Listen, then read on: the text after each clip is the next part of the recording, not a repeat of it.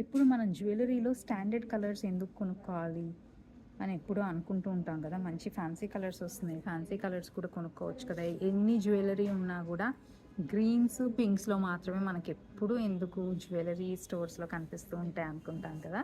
This is the reason. ఇవాళ నేను వేసుకున్నది అయితే fancy colour sari, fancy colour blouse and then black శారీయే. బట్ పెట్టుకున్న జ్యువెలరీ అయితే మన standard colours, dark green colours. So let it be gold diamond jewellery or else even silver జ్యువెలరీలో అయినా కానీ ఈ కలర్స్ ఇట్స్ అ మస్ట్.